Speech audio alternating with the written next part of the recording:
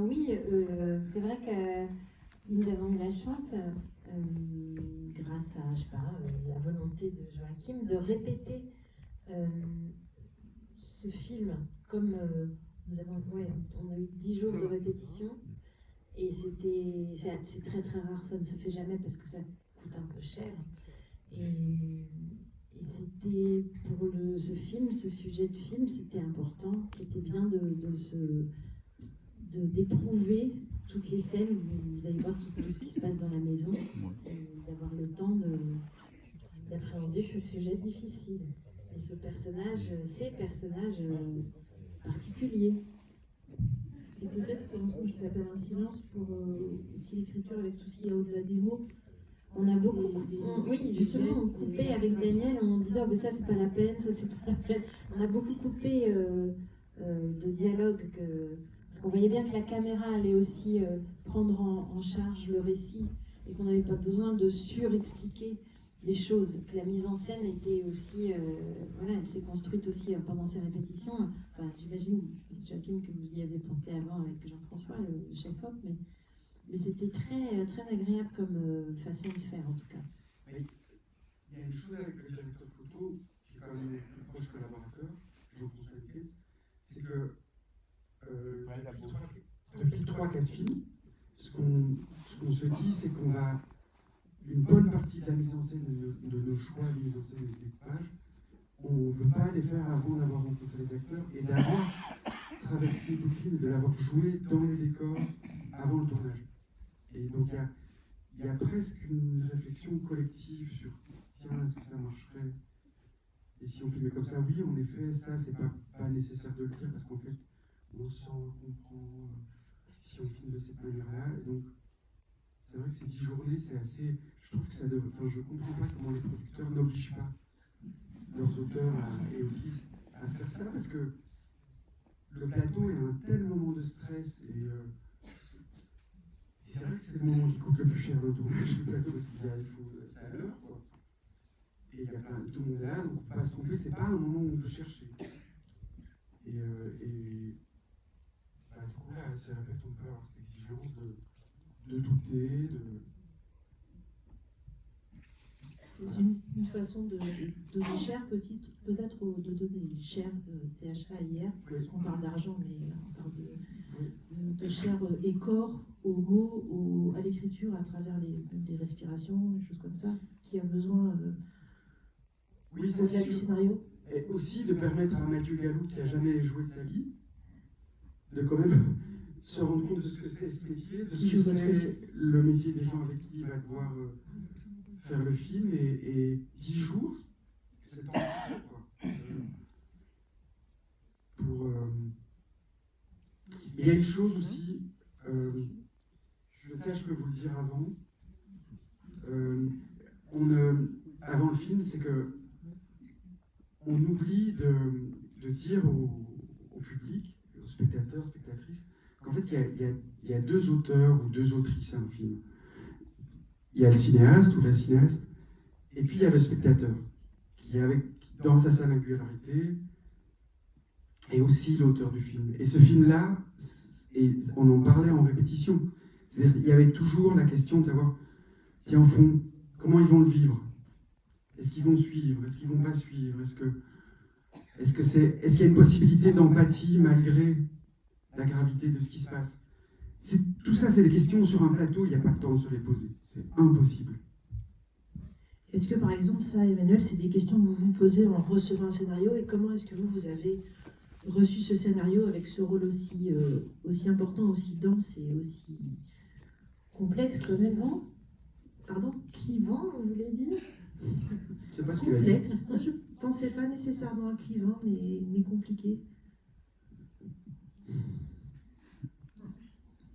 Mais c'est difficile de répondre à cette question parce que j'ai l'impression que, en plus, oui, j'avais reçu un premier scénario auquel Joachim m'avait envoyé un premier scénario auquel j'ai dit non parce que je trouvais que c'était pas encore le bon point de vue. Encore le bon point de vue. Merci Joachim. Et le deuxième, il a retravaillé et là j'ai dit oui puisque j'ai trouvé comment dire, que c'était important de parler de cette femme. Mais cette femme, elle représente beaucoup de femmes, beaucoup d'histoires, qui ne sont pas forcément exactement pareilles, mais je trouvais ce personnage très très beau. Je ne savais pas comment j'allais le jouer, mais je faisais confiance en Joachim pour que nous portions cette histoire tous les deux, ce personnage. Mais je crois que je me suis pas trop posé de questions avant de le jouer. J'ai plongé et puis c'était voilà, est-ce que je sais nager dans cette mer, dans ce lac? Bah oui, j'ai su nager. Mais je n'ai pas trop intellectualisé voilà. Vous allez voir. Oui, il faut pas trop, on va pas trop en dire. Oui, j'avoue que c'était une question un petit peu compliquée en amont, mais merci d'y avoir répondu. Ce que moi j'observe en quelques films, c'est que les grandes actrices et les grands acteurs, c'est rarement un travail de psychologisation qu'il y a à faire avec eux. Ça se résume parfois à plus vite, moins vite, plus haut, plus fort, moins fort. Et sérieux. Après, il y a autant d'acteurs, de manières de diriger des acteurs qu'il y a d'acteurs. C'est ça la règle de la direction d'acteurs. Vous voulez dire que le cinéma, c'est du sport, un petit peu? Oui. Non, absolument. Absolument. J'avais envie de dire C'est du tennis. C'est du tennis. Il adore non, parce que c'est un sport collectif. C'est plus beau que le tennis. C'est plus du basket que du... C'est du basket, le film. Ouais. Mais c'est pas du tennis, justement. Le tennis, c'est un truc de dingue, ça rend fou. Si on est tout seul, c'est nul. Donc là, on est avec vous. Et on revient tout à l'heure avec tous les auteurs du film. Alors, il y a une chose, j'ai fait 25 avant-premières avec le film, c'est l'avant-dernière en France. Et vraiment, il y a un plaisir à échanger sur le film. Après sa vision, donc moi, je pourrais être là et j'échangerai avec vous sur le film avec grand, grand plaisir. Chaque fois, c'est formidable. Donc, Eh bien, on a hâte de se retrouver tout à l'heure. Merci beaucoup, Joachim. Merci, Emmanuel, de votre présence. Très bonne séance à tous.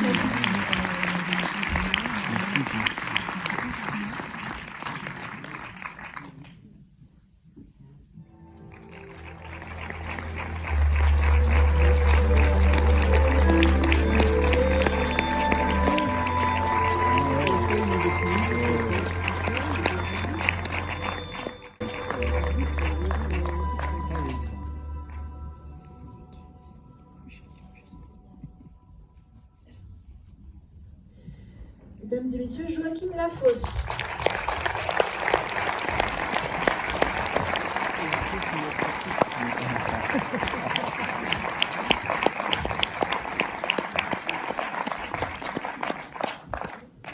Avec la lumière, c'est encore mieux. Merci. Donc, comme d'habitude, bien sûr, vous êtes là pour échanger aussi avec le réalisateur. Je vais poser une ou deux premières questions pour vous permettre de... Sauf s'il y a une question. Sauf s'il y a une première question, mais sinon j'en avais une. Ah ouais, écoutez. Alors deux, oh là là, mais alors c'est... Je crois que 3. Comment on va faire? Alors, je vais commencer par madame, je crois que vous étiez en premier, ensuite il y avait madame et madame. Allez, c'est parti, la première question est pour vous. Alors, j'ai un petit blanc sur le prénom du jeune garçon dans le film, c'est pas Geoffrey, c'est... Raphaël, voilà, excusez-moi, j'ai un bug. Voilà, oui, alors Raphaël, quand on le voit au début du film, tout de suite, on voit qu'il y a quelque chose dans la famille qui dénote, puisqu'il est asiatique, il a un petit air asiatique, donc on se dit, bon, on va comprendre qu'il y a quelque chose plus tard, très vite on apprend qu'il est adopté, effectivement, et quand on voit son père, quand on voit lui regarder ses films qu'on ne verra jamais, ces fameuses images, on peut imaginer que les enfants qui sont sur ces images souvent viennent de pays d'Asie, des Philippines, de Thaïlande. Et on peut se dire que c'est peut-être la première trahison, c'est que même si son père ne l'a jamais touché, en fait ce sont des enfants qui sont très proches de lui. Donc je pense que ça explique un peu voilà, c'est une première chose douloureuse. C'était volontaire. Alors, c'est ravi de cette question. En fait, comme scénariste, alors le fait divers qui m'inspire le film, c'est une chose, mais ça fait pas un film. Ce qui fait le film, c'est vraiment l'écriture des personnages. Et peut-être que ce qui m'a amené à l'écriture du film, c'est d'abord cet adolescent. C'est la découverte dans le fait divers de la vie qu'a vécu cet adolescent qui a été enfant d'abord et qui, enfant, a vécu dans une maison et dans un contexte terrible. Et criminel au fond. Parce que trouver des images pédopornographiques à la maison, c'est de l'ordre du crime. Puisqu'il n'est pas question de prendre soin, de veiller à ce que les enfants qui sont dans ces images, ou les adolescents, enfin, normalement, quand on découvre des images pédopornographiques, on va les apporter à la police et on fait part de ce qu'on voit. Et donc c'est cet adolescent, et quand je lis les minutes du procès, quand j'étudie l'affaire, c'est vraiment lui qui me touche. Et de la même manière que quand je fais À perdre la raison, par exemple, avec ce personnage de cette maman qui va commettre ce quintuple infanticide, je sens bien que je suis touché, je trouve qu'on n'a pas à juger cette femme aux assises. De la même manière, je me dis, il y a à faire entendre ce qui amène cet adolescent, au fond, à ce passage à l'acte dramatique. Ça fout en l'air sa vie. Enfin, j'espère que... Enfin, peut-être pas. On peut espérer que... Pas trop, mais... Enfin... Bon, mais il y a une chose, c'est que la question... Quand je me mets à écrire le personnage, et puis que je dessine aussi le père, la mère, il y a une chose, c'est que, à mes yeux,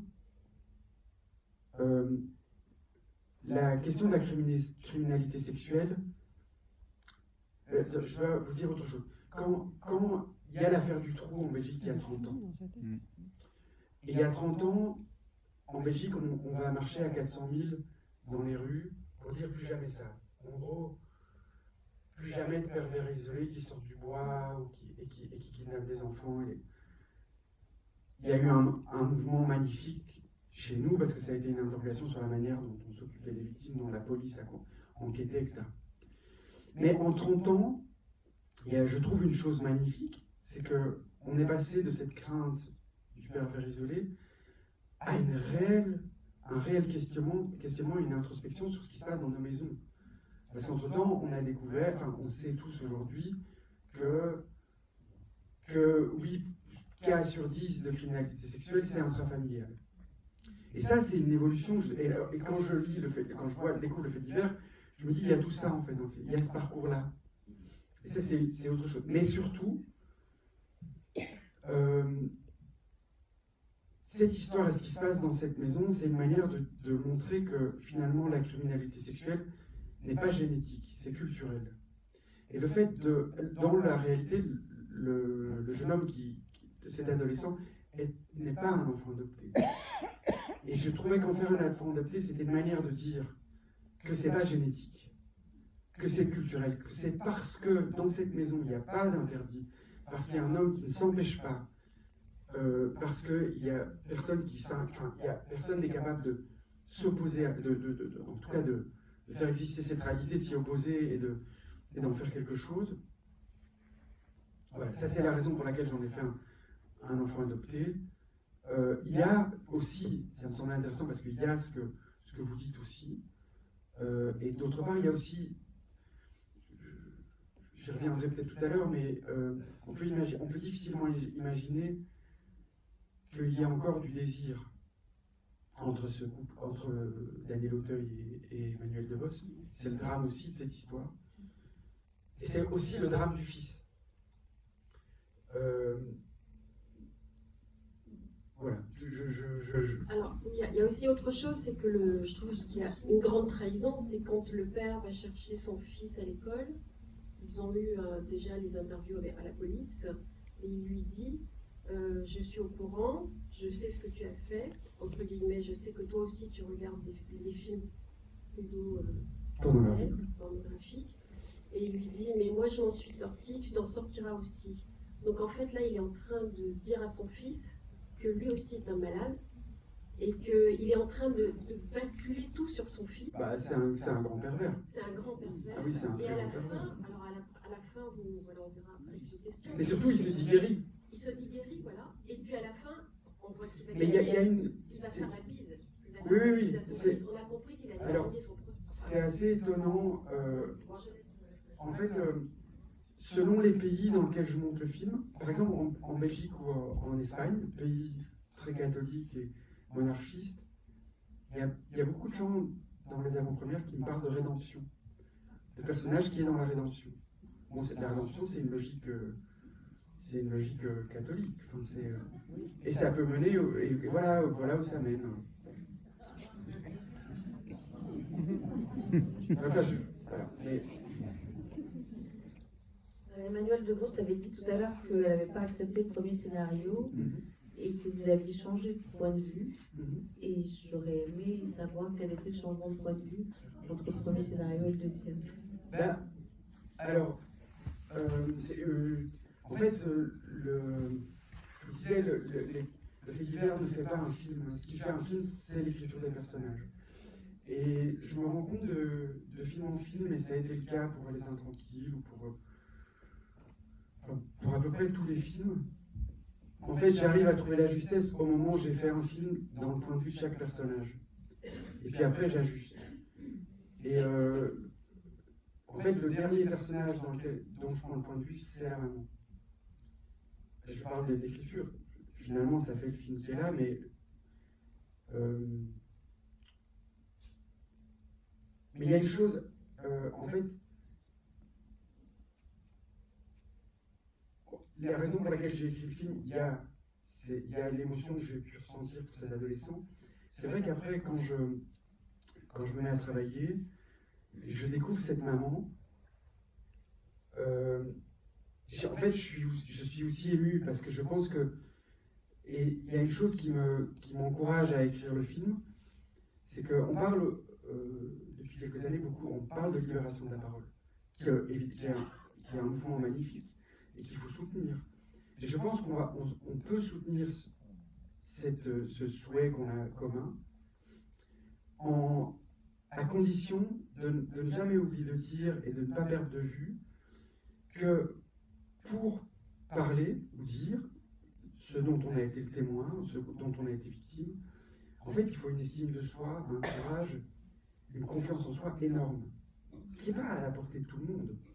Et en plus de ça, en plus, logiquement, quand on est victime, en général, souvent c'est parce qu'on a été faible, qu'on est faible et qu'on n'a pas les ressources narcissiques et que justement, le pervers, la pervers, en gros la logique perverse s'est installée, c'est-à-dire qu'elle est venue nous chercher dans notre faille. Et donc, la question qui m'intéresse avec Astrid, c'est pas, ok, il y a la question morale de sa complicité ou pas, de sa culpabilité ou pas, mais pour moi, c'est comment se fait-il qu'elle se tait? Pourquoi n'arrive-t-elle pas à imaginer qu'elle aurait pu parler, qu'elle aurait pu s'en sortir en ayant parlé? Après, l'autre chose qui m'a beaucoup plu à l'écriture, c'est aussi, dans un même récit, de faire exister deux générations de femmes. Et il y a quelque chose qui me touche, c'est qu'il ne faut pas perdre de vue que c'est Caroline qui demande à sa mère de parler. Et Caroline, elle a été portée, éduquée, aimée par sa mère. Et parfois, il m'arrivait de me dire en écrivant qu'au fond, Astrid a presque éduqué sa fille pour qu'elle puisse parler à sa place. Et qu'elle n'a pas la force, mais en tout cas, elle a porté une fille qui elle peut.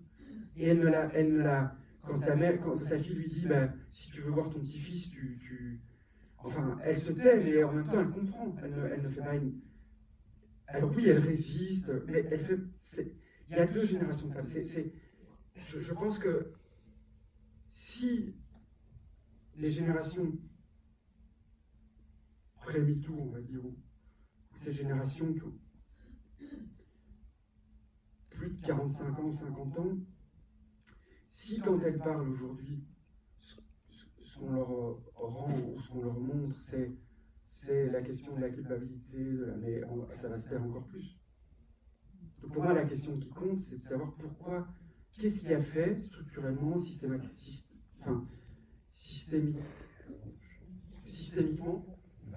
ce qui a fait que, mais ça je crois que presque Astrid le dit, enfin, on va pas tout casser, on va pas tout...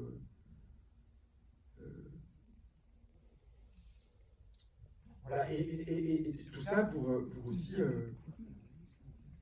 aussi essayer de faire en sorte qu'aujourd'hui, quand quelqu'un parle, ce ne soit pas quelqu'un de sacrifié, quoi.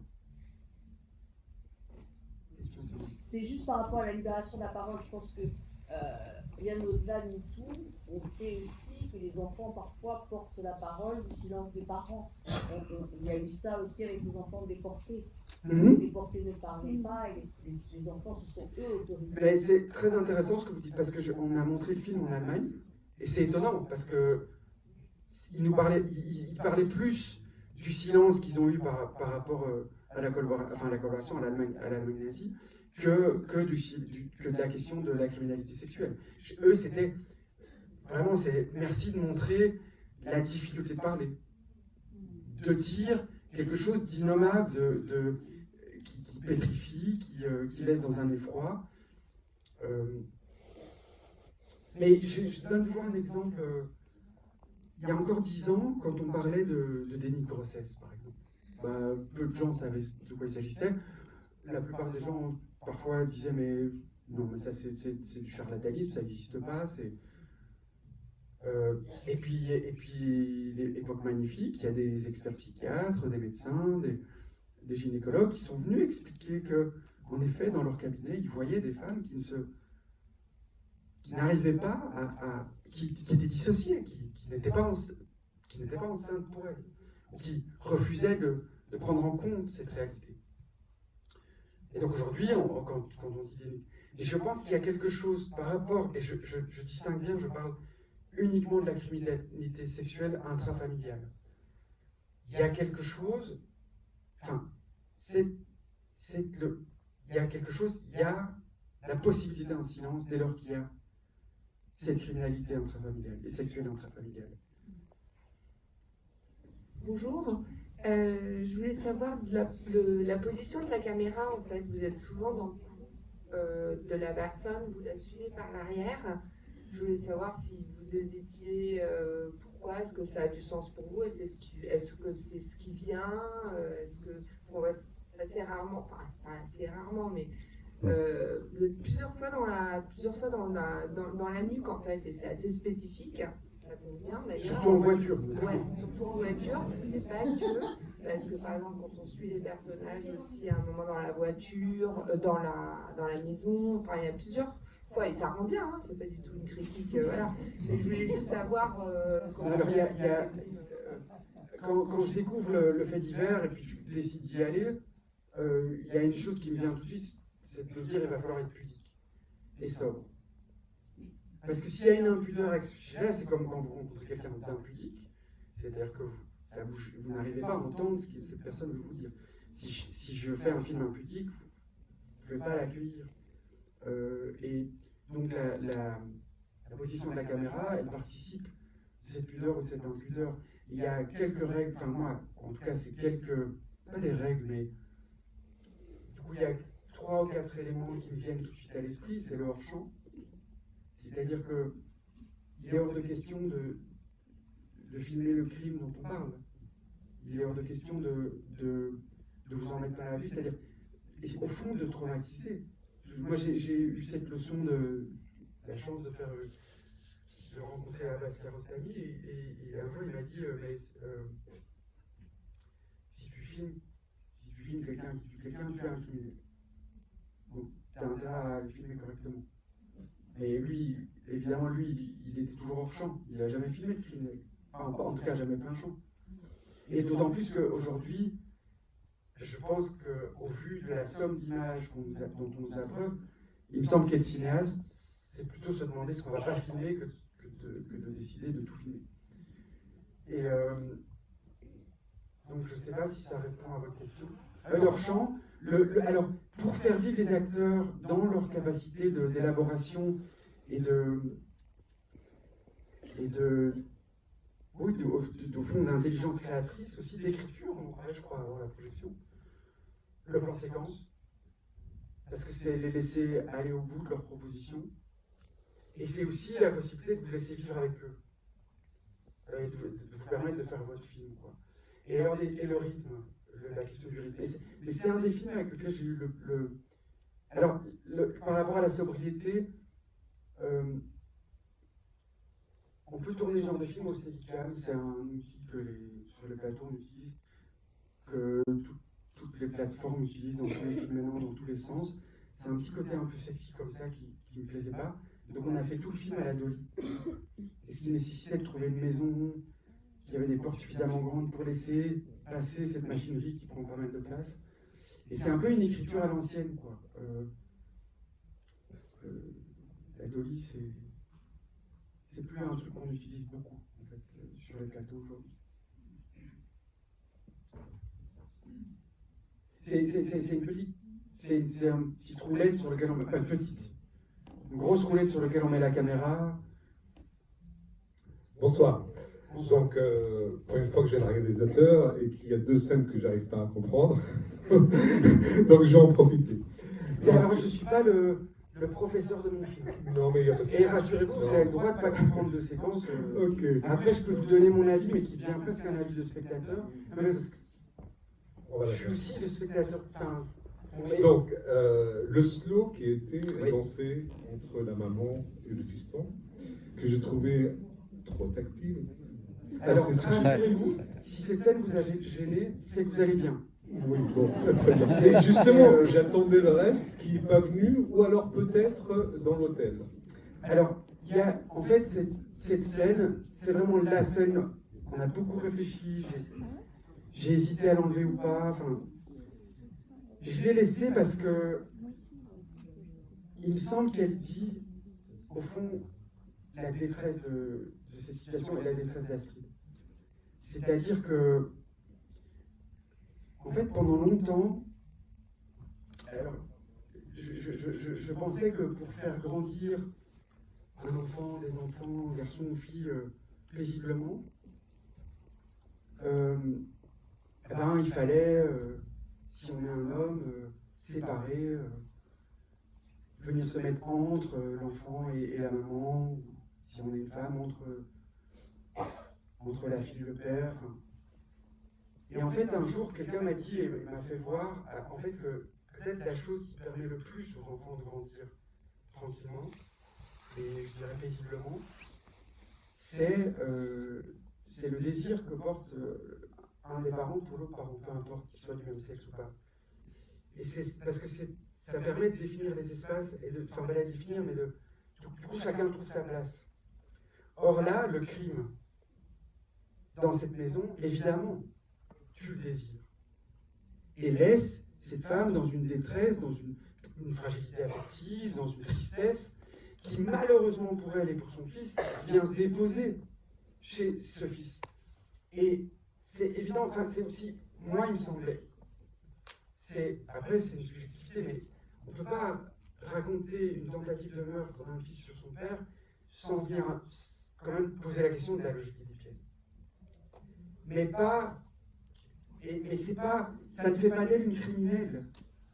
C'est ce que ça fabrique en fait. Le venin du crime, il est aussi là. Il est aussi dans la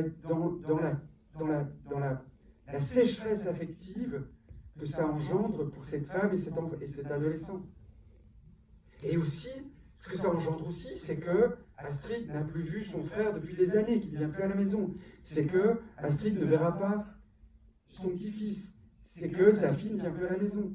Et ça, c'est quelque chose que, alors de nouveau, les spécialistes aujourd'hui,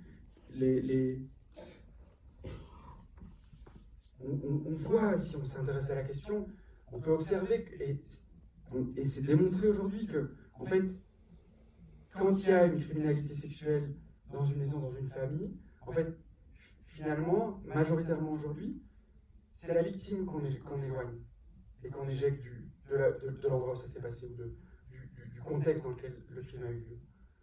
Et voilà, c'est des interrogations à avoir.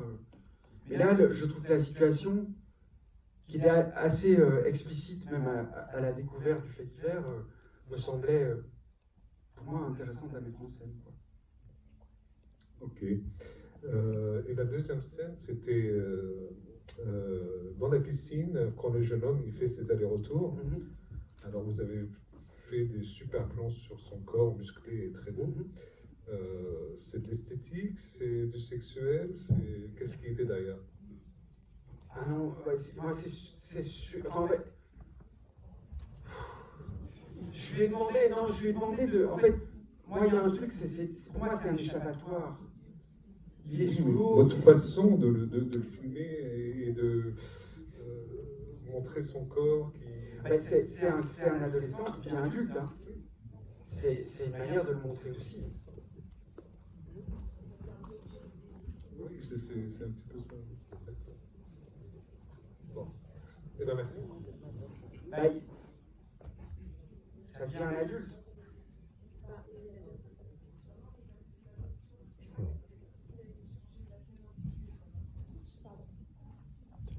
Et une autre, peut-être ça va aller dans le sens de ce dont on parle là pour le moment. Une des autres raisons qui m'a poussé à écrire le film, c'est que en 2008, j'ai tourné un film qui s'appelait Élève libre, qui est sorti en 2009. Et en fait, c'était un film très autobiographique. À l'époque, en 2009, je n'ai pas osé je l'ai dit, mais pas très fort. Et en fait, qui était l'histoire d'un truc qui m'est arrivé adolescent.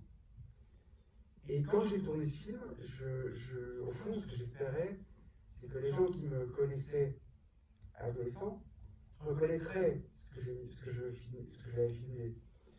Et en fait, ce que j'ai découvert en 2009, c'est que les gens qui m'ont connu adolescent, c'est plutôt qu'ils changeaient de trottoir quand ils me croisaient. Et moi, j'ai commencé un peu à avoir honte, ça n'a pas du tout eu l'effet que j'attendais. Et donc, il y a une espèce de silence qui a accompagné la sortie de ce film. Et puis, 6 ou 7 ans après, je me suis mis à écrire un silence. Et puis, je suis arrêté, puis 2 ou 3 ans après, j'ai repris l'écriture. Et au moment où je reprends l'écriture, il y a quelqu'un qui m'est très très proche, qui m'a appelé très ému, en s'excusant, en disant que désolé en fait d'avoir écouté des amis qui lui avaient déconseillé de voir Élève libre. Et donc cette personne m'a dit que c'était une erreur, et puis elle m'a demandé comment j'allais. Et ce jour-là, j'ai compris pourquoi j'écrivais un silence, simplement parce que je me suis rendu compte que ces proches qui n'avaient pas pu me protéger, me prévenir de ce qui allait se passer, de ce qui pouvait se passer, ou en gros qui ne m'avaient pas protégé, quelque part avaient honte aussi. Et la honte les amenait au silence. Et finalement, personne ne parlait. Et donc voilà, petit à petit, je me suis rendu compte pour moi, il n'y a pas de hasard. Je voulais poser une question plus sur la forme que sur le fond, et donc je suis un peu désolée parce que c'est vrai que c'est super intéressant ce que vous dites. Je vais y aller quand même, mais c'était à propos du fait qu'il y a énormément de scènes qui se passent en voiture. Je ne sais pas combien ça représente dans le film, mais c'est énorme. Absolument. Et je voudrais savoir si ce choix, vous l'avez fait pour que chaque personne soit isolée dans sa voiture pour pouvoir parler, je voudrais savoir pourquoi vous avez fait ce choix. C'est quand même il s'agit d'une grande bourgeoisie de province. Et bon, en tout cas d'une bourgeoisie de province, disons. Moi je connais ce milieu. Dans ce milieu, la voiture c'est un élément très important. Et alors autre chose, c'est que la voiture c'est à la fois un outil pour s'échapper, et c'est aussi un objet. On ne saute pas d'une voiture, on peut aussi y être enfermé, coincé. Et en même temps, moi j'ai j'ai des souvenirs de grands moments d'intimité, enfin de discussions très intimes dans des voitures. Et donc, c'est venu spontanément. Il se fait qu'il y a beaucoup de scènes qui ont fini par s'écrire dans ces voitures. Oui, c'est une forme de bulle. Mais, en fait, d'abord, je pense qu'à l'intérieur de cette maison, il n'y a pas de silence. Ils sont à peu près tous au courant. Raphaël, il ne sait pas tout, mais tout le monde se parle. C'est pas que... Le silence, en fait, c'est un silence avec l'extérieur. C'est en ce sens que c'est incestueux ou qu'il est... C'est que c'est l'extérieur qui n'entend rien, qui ne sait rien. C'est à l'extérieur qu'on offre un silence. Et même, où on offre un masque à la lumière des médias, quoi.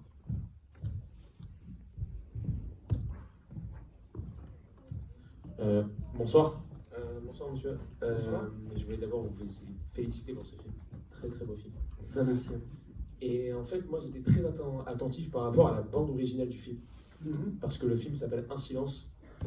Donc moi je voulais vous poser comme question votre rapport par rapport à la musique. J'ai vu à la fin dans le générique, il y avait énormément de personnes qui ont participé à la bande originale. Oui. Mais en fait, je trouvais ça super beau, les notes de musique, je ne m'y connais pas vraiment beaucoup, mais... Donc voilà, juste votre rapport par rapport à la musique, comment vous l'avez travaillé, et voilà.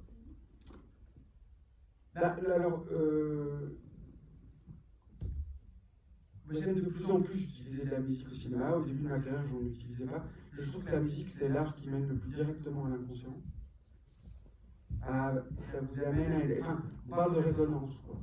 Ça résonne, ça vous fait entendre une résonance qui est la vôtre, singulière chaque fois. Même si on écoute la même musique, c'est quand même singulier. Et c'est quand même ma manière aussi d'accompagner ces personnages. C'est-à-dire qu'il y avait une préoccupation à l'écriture, c'est l'empathie. C'est-à-dire c'est d'arriver à vous permettre de rester tout de même en empathie, notamment avec elle, malgré la gravité de son silence. Et à mes yeux, la musique, ça peut être un des moyens. C'est-à-dire que peut-être que la musique, c'est ce qui vous permet de pas trop jouer au procureur. Ce que je ne suis pas en fait. J'ai pas envie d'être procureur, je suis cinéaste. J'ai une morale, mais je ne suis pas moraliste. Je pense que j'ai toujours pensé qu'il fallait aller jusqu'au procès et qu'il fallait montrer et filmer la manière dont il ne répond pas aux journalistes de ce à quoi il est confronté par eux. Enfin, en tout cas, que contrairement à elle, qui se range du côté de nouveau de sa fille et de son fils. En ce sens, la trajectoire n'est pas si sombre que ça pour Astrid. Mais ça, c'est à mes yeux.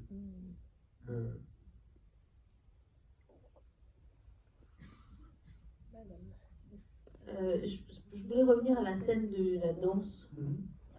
On peut se poser la question, ça questionne quand même la question des limites. Oui.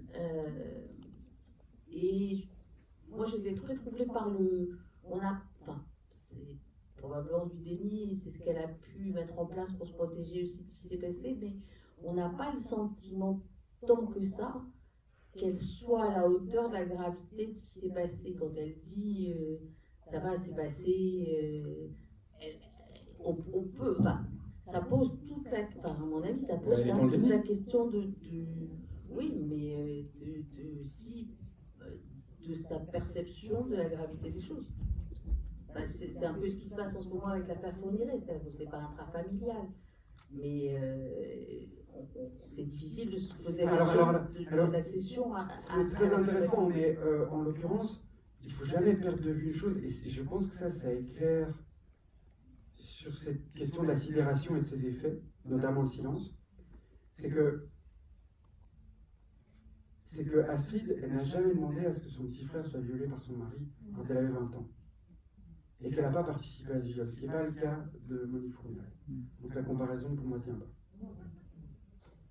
Mais elle a fermé les yeux. Non, elle a participé. Elle a, on va pas. Mais il n'y a pas de. De toute façon, moi je peux vous parler que d'Astrid, qui n'est pas Monique Fourniret. Ça, je j'ai vécu avec Astrid, je vis avec Astrid, je peux vous parler d'Astrid, mais faire des comparaisons, j'entends hein, votre question. Il faut parler aux juste sur effectivement sur la. Parlez dans le micro, par contre, il faut continuer à parler parce que. Sur ça. Et c'est, en fait, ce que vous posez, c'est la question de sa responsabilité ou de sa complicité. Non, c'est la question de la capacité qu'elle a pu avoir elle-même dans la question des limites et dans la question de la gravité des faits. Alors, C'est plus ça. je sais que moi, il y a une chose que j'ai essayé de... Si on se raconte que cette femme n'a pas d'estime d'elle et que qu'elle n'a pas une énorme confiance en elle et qu'il y a une faille narcissique, et c'est probablement aussi par cette faille narcissique qu'elle rencontre cet homme brillant, avocat, haut-parleur, et que quand elle découvre le crime, que cet homme lui dit « mais tu sais, tu es la seule qui me comprend, et je vais me soigner », mais moi je peux tout à fait imaginer qu'elle se laisse embarquer. C'est de la manipulation, exactement. Et en plus de ça, une fois qu'elle a démarré et qu'elle se laisse un peu manipuler, là, elle devient complice, donc elle a plutôt intérêt à se taire. Et ça, c'est un cercle vicieux, mais ça n'est pas elle qui a engendré ça. Voilà, D'ailleurs, à un moment, elle travaille. Mais c'est sa secrétaire. Ah, c'est ça. On va faire circuler le micro parce qu'il y a C'est elle pas qui mal fait de ses papiers. personnes. C'est pas implicitement dit, mais on voit qu'elle fait ses papiers. Madame, allez-y, après on passe derrière. J'étais intéressée de savoir les raisons qui vous ont fait retenir Jeanne Chéral. Ah. En fait, en rencontrant des policiers qui travaillent sur Internet pour protéger les mineurs, pour déceler des problématiques de criminalité sexuelle sur mineurs sur Internet, en les rencontrant, j'ai vu des gens qui étaient d'abord très très intelligents, très instruits, très tout le temps en formation, et qui face à la gravité et à la difficulté de ce qu'ils traitaient, ne se la jouaient pas tout puissant. C'est-à-dire, pouvaient avoir l'air peut-être un peu mince, fébrile, et leur force c'était le collectif, c'était de parler entre eux, etc. Et je trouve que Jeanne, elle n'était pas à la caricature d'une policière de série, quoi. Il y a une fébrilité en même temps chez elle, et en même temps on voit bien, d'abord j'ai fait des essais avec elle et j'ai trouvé que c'est une actrice géniale. La manière dont elle tient l'interrogatoire au milieu du film, elle est quand même face à Emmanuel Devos et Daniel Auteuil, et c'est un plan de séquence de 10 minutes qui passe d'une pièce à l'autre, qui revient jusqu'à Emmanuel, et pour moi elle est à la hauteur des deux autres acteurs, enfin elle tient la scène. Donc je l'avais testé, j'avais fait des essais avec elle avant, donc j'ai trouvé fantastique. J'ai découvert quelque chose de... Enfin, on s'est très peu parlé de... Elle a lu le scénario, on s'est peu parlé du scénario, et puis elle m'a dit, il y a 2 jours, très peu... Voilà, elle m'a confié la raison pour laquelle elle avait accepté, et il n'y a pas de hasard. Je crois. Bonjour, moi je voudrais savoir la relation que vous faites entre le fait qu'elle était enceinte quand il a commis ce crime, Oui. et le fait, et maintenant elle n'a plus d'enfant, elle en adopte un, elle ne peut plus avoir d'enfant. Enfin, est-ce qu'il y a une relation ou pas? Et je mets ça aussi, le fait d'être enceinte, c'est la culpabilité d'une femme enceinte qui n'est pas suffisamment disponible pour son mari. Ah ça, je pense que ça fait partie de son silence. Ah mais ça, je vous rejoins. Oui. Ça fait partie des autres. Moi, ce que vous dites là, ça fait partie des choses qui peuvent me faire penser qu'elle soit rentrée dans le silence. Dans le silence. Voilà. Pour moi, c'est clair aussi. Bon, mais donc pas par rapport à l'adoption, peut-être qu'ils n'ont plus de relation, donc Après, c'est peut-être un peu trop. Il y a aussi parce que par exemple, madame, là je vois, vous êtes en marche, quoi. Voilà, c'est génial, c'est le plus beau. Pour moi, c'est le plus beau cadeau. Mais peut-être qu'il faut que je vous laisse courir toute seule. Enfin, parce que vous courez vachement bien. Hein. J'ai encore une autre course. On peut prendre un verre après et tout, mais quand vous avez fini votre course, mais peut-être pas pour parler de votre course. Mais donc, quand même, un autre Oui. point, est-ce que vous faites une relation entre le fait qu'elle décide de parler au commissaire, à la commissaire, elle dit donc je voudrais parler de mon mari, et le crime? C'est-à-dire qu'elle Ah bah oui. prend la parole et c'est. Ah mais oui. Enfin, pour moi, c'est pour défendre son fils. C'est parce que la barrière est franchie. Oui, mais. À part que la policière qui a cette expérience, mais ça m'a été dit par ces policiers, et une policière notamment. Mais on l'entend maintenant, on le voit. Judith Godrèche, elle parle parce qu'elle a une fille de 15 ans tout d'un coup. Et que Astrid, dès lors que c'est son fils qui va mal, là on touche à ce qu'il faut. Ça, c'est ce qui peut la faire parler. Oui, non, ça je suis d'accord, mais est-ce qu'il y a une relation entre le fait qu'elle parle, enfin, et lui n'a plus la parole, il ne peut que tuer?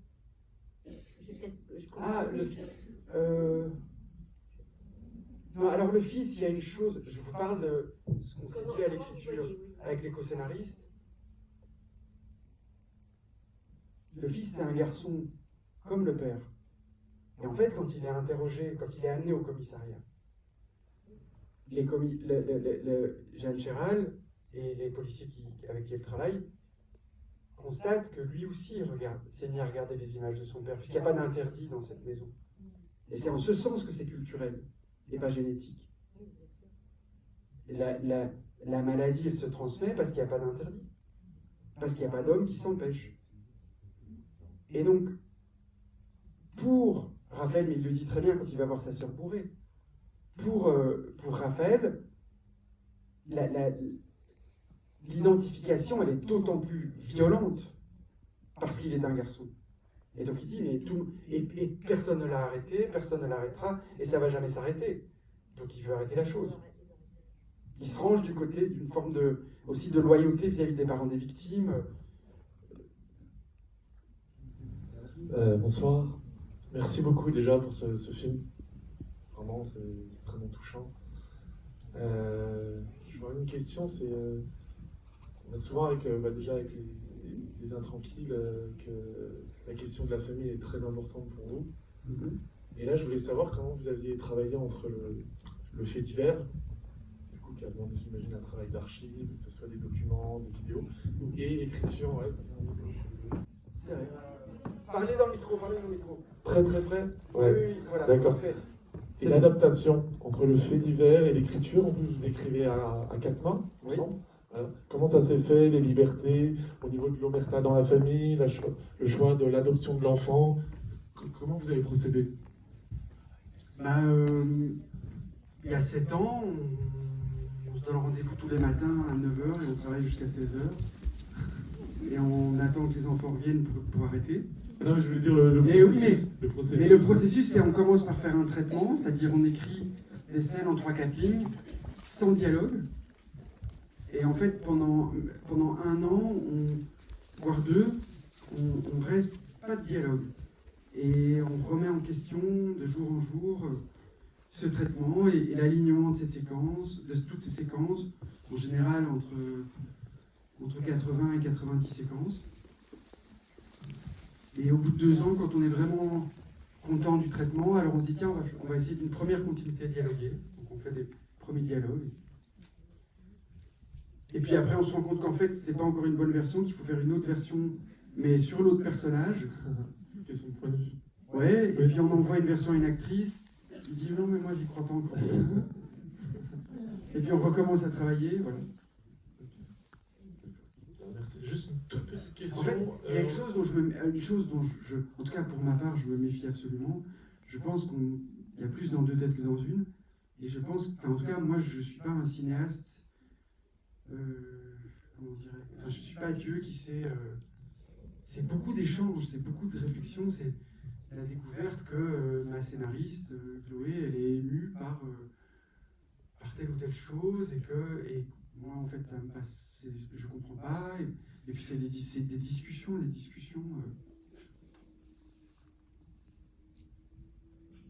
Et Pierre, la voix au téléphone, c'est Damien Bonnard, c'est ça? Absolument. Bonsoir.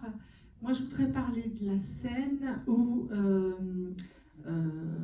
il va voir les journalistes avec son cigare et il fait une annonce.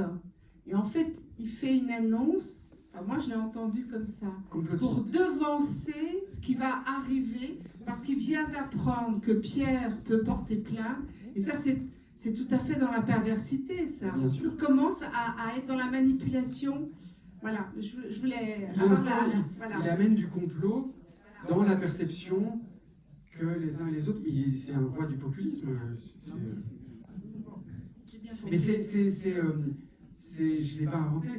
En Belgique, Victor Issel, cet avocat, qui était donc l'avocat des victimes, enfin des parents des victimes de Marc Dutroux, et un jour, il a annoncé à la Belgique qu'il quittait la ferme et qu'il ne pouvait pas dire pourquoi. Parce que peut-être, enfin voilà, parce que ça allait sans doute. Il ne pouvait pas, voilà. Ça venait de trop haut. Non, mais moi j'ai trouvé que c'était très intéressant parce qu'on voit bien les process de la perversité. Mais le résultat de ça, parce que c'est aussi une des choses qui m'a donné envie d'écrire le film, c'est que moi je me souviens à 19 ans ou 20 ans, à l'enterrement des victimes de Marc Dutroux, cet avocat a lu une lettre dans l'église, et j'ai pleuré devant la télé quand il lisait cette lettre aux enfants. Et une petite dizaine d'années plus tard, on a découvert ce qu'on a découvert. Merci en tous les cas. Alors déjà bravo. Et j'ai deux petites questions. Tout à l'heure, vous avez, avant que le film commence, vous aviez dit qu'il y a eu des répétitions. Enfin, c'est Manuel Devos qui avait dit ça. Du coup, ma première question, c'est c'était quoi votre objectif précis dans ces répétitions, dans ce temps de répétition? Parce qu'après, vous l'avez dit qu'effectivement, sur un temps, enfin, quand c'est le temps du tournage, les acteurs et vous, on n'a plus le temps de chercher. Okay. Ouais. Là, pour trouver cette sobriété, il n'y a rien qui peut dépasser. Tout doit être calé au millimètre. La caméra, si elle bouge un petit peu trop, vous vous ennuyez vite. C'est déjà, je veux dire, sur la lenteur, sur le rythme, c'est déjà grosse prise de risque. Enfin, mais il me semble. Et donc, il faut tout caler au millimètre. Mais on ne peut pas le faire sur le plateau. Donc, or, si les dialogues, ils n'ont pas été répétés, si on n'a pas eu le temps d'observer que, putain, mais ça, on l'a déjà compris, il ne faut pas qu'elle le dise. Ou on n'a pas compris, il faut quand même le dire mieux. Ça, c'est une chose, mais après, il faut se demander aussi comment on va le filmer si elle ne le dit pas. Et moi, je ne peux pas réfléchir à tout ça quand il y a 30 personnes autour de moi qui me demandent ce qu'ils doivent faire et qui me disent attention, parce qu'il ne reste plus que 3 heures. Ça, c'est pas possible. J'arrive pas à travailler comme ça. Donc, c'est ça que je cale. C'est tant le jeu que de la mise en scène, que mon directeur photo, par exemple, qui lui aussi a un travail très compliqué, et qui va, grâce à ces 10 jours, rester dans la maison toute la journée. Mais la lumière qui tombe dans le salon, par le soleil naturel, n'est pas la même à 8 h du matin qu'à 10 h du soir. Or, pour la scène devant la télé, bah, scénaristiquement, on veut que ça ait l'air, voilà, que ça soit un soleil doux, un soleil froid. Est-ce qu'on veut qu'on ait l'impression qu'il est midi ou qu'il est 18 h? Est-ce qu'on va compenser avec de la lumière naturelle ou pas? Enfin, et lui, il a 10 jours pour observer tout ça. Et de nouveau, parce que, en fait, ça me permet de faire un petit lien avec, par rapport à la direction photo et plus à des questions esthétiques, mais qui sont toujours liées au fond. En fait, pour moi, il n'y a pas de dissociation entre le fond et la forme du film.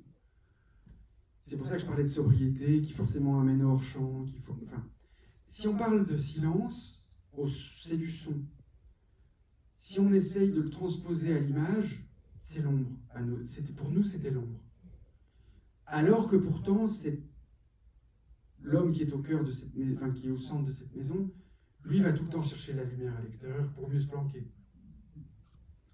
Et on a joué avec ça. Ça vous définit en fait l'exercice, enfin, ce qu'on a essayé de faire au niveau de la direction photo. Mais on faisait des blagues tout à l'heure avec le sport et tout ça, mais c'est vraiment un art collectif en fait, le cinéma.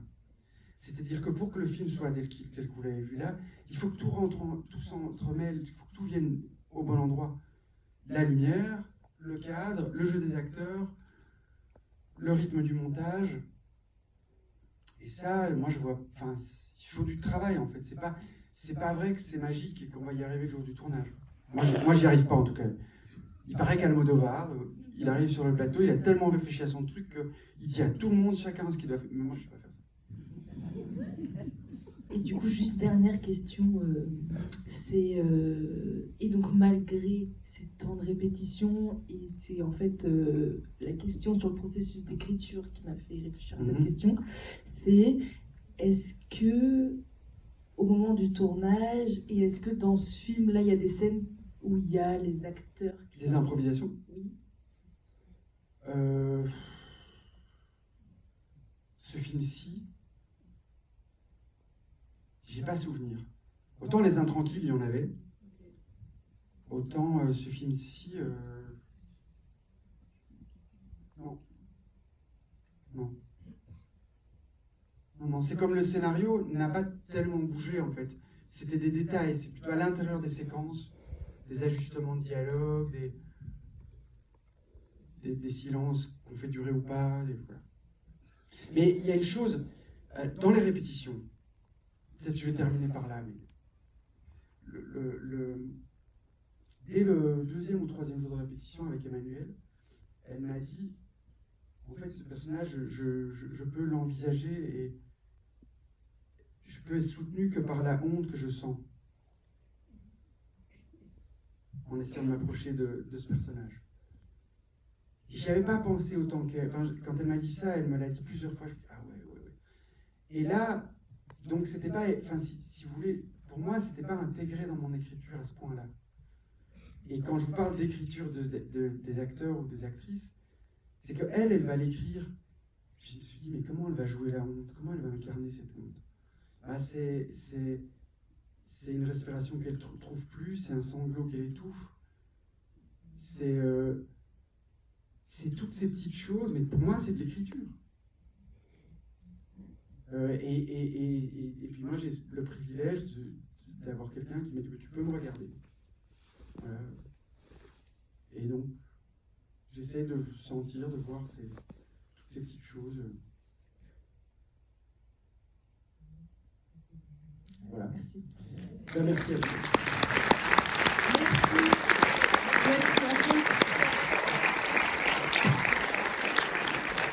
Merci à vous, merci à toute l'équipe de Film Orange. Ah oui, le film sort mercredi, c'est tout à fait ça, le 10 janvier donc.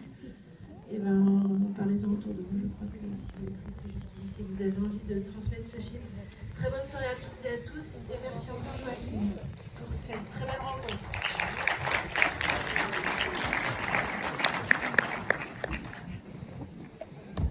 Nous allons demain pour le monde. Attention à la marche.